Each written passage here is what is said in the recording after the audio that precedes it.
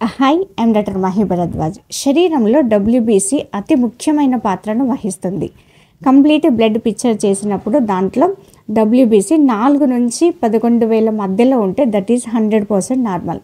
దీన్ని మించి పెరిగినప్పుడు శరీరంలో ఇన్ఫెక్షన్స్ వచ్చినాయి అని చెప్పేసి అర్థం. ఈ ఇన్ఫెక్షన్స్ ఎలా ఉంటాయంటే డబ్ల్యూబీసీలో బాసోఫిల్, ఇస్నోఫిల్, న్యూట్రోఫిల్, లింపోసైట్స్, మోనోసైట్స్ ఇలా 5 రకాలు వాటి నిష్పత్తిలో ఉండాలి. ఈ నిష్పత్తికి మించి భారీగా పెరిగినప్పుడు శరీరంలో ఇన్ఫెక్షన్స్ వచ్చినాయని అర్థం.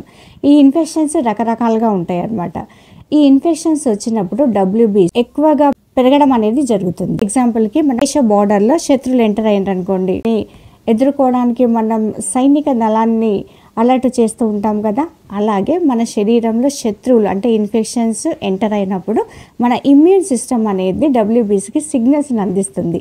దాని ప్రకారం డబ్ల్యూబీసీ ఆ తెల్ల రక్త కణాలు అంటే రక్షక బట వ్యవస్థను పెంచుకొని ఆ ఇన్ఫెక్షన్స్ దగ్గరికి వెళ్ళి ఆ ఇన్ఫెక్షన్స్తో యుద్ధం చేసి వాటిని తరిమి కొట్టి మన శరీరానికి మళ్ళీ ఆరోగ్యాన్ని అందిస్తుంది డబ్ల్యూబీసీ.